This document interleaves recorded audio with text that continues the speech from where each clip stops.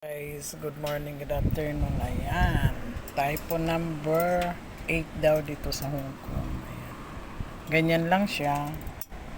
Ayan. May ulan konti. Pero kagabi pa daw ang typhoon number 8. Ngayon, ayan. Pangit lang ang panahon. Ayan naman. Oh. Ganyan lang siya, mahangin. Typhoon number 8 nga daw. Kaya walang mga pasok kasi typhoon na yan. Ayan. Walang pasok. Ayan, eskwelahan yan. Ayan. Mahangin rin kagabi. Mahangin rin naman kagabi kaso lang wala.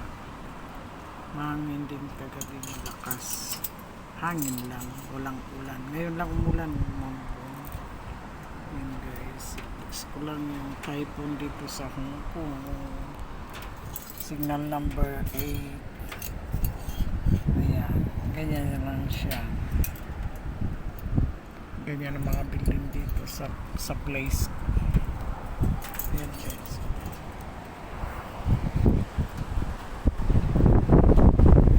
Mahangin lang siya.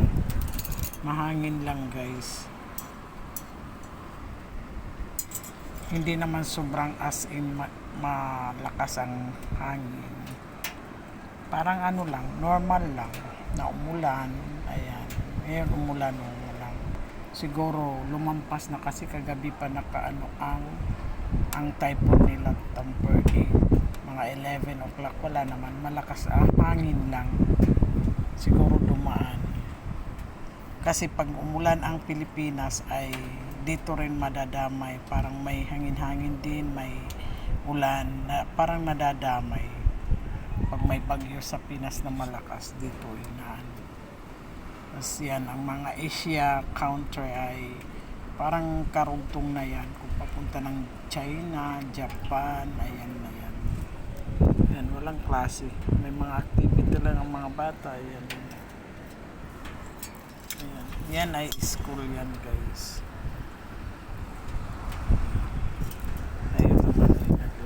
Sila mahangin din guys. Yan ang nangyayari dito sa yan guys. Flex ko lang yung typhoon, malamig siguro, nagano na rin kasi na ano na rin, malapit na rin ang winter. Ayan guys, Normas Vlog, huwag niyo pong kalilimutan ang aking mga ina-upload guys. Normas Vlog, sana supportahan niyo po ako kahit maliit, small vlogger pa lang po ako guys. Ayan, typhoon number 8, not bad because it's only like this wind and shower. Rain shower lang ngayon. Pero kagabi pa nag-start ng typhoon nila. Signal number 8 sa news. Ayan. Kaya walang pasok. Pero ang iba may trabaho. May mga construction doon. Ayan. Ang iba may nag-aaral naman na driving. Ayan eh. Yan eh, nag-aaral ng mga driving yan. Kasi dito sila nag-around to turn. Ayan, mga nag-aaral yan ng driving, yung mga ganyan dumadaan. Kaya dito pag time ng pag oras ng klase diyan, kasi yan school yan guys, American school yan guys. School yan, kaya pag araw ng klase ay araw ng school, matraffic dito guys kasi sumasabay ang maraming mga kotse na nagatid sa mga estudyante, tapos sumasabay pa yung ganyan. Pero sa hapon sila nag-aano yata kasi nagda-driving ngayon, nag-aaral mag-driving. Mahangin pa rin ayan ang mahangin pa rin magalaw-galaw ang leaves, ang tree na yan. Hangin pa rin. Hindi masyadong maano kasi yan. Hangin pa rin. Hindi naman sobrang strong ang hangin. Kaya yan. Yan guys.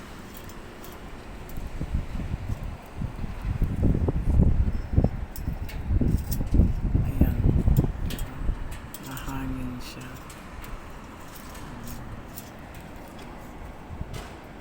Wala naman dito ang typhoon number 1. Parang may araw pa nga may sikat ang araw number 1. Signal number 3. Wala. Parang lang. Normal lang. Ito.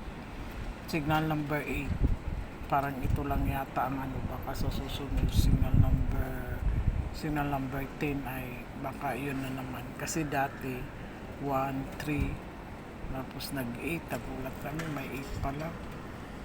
Tapos ayan.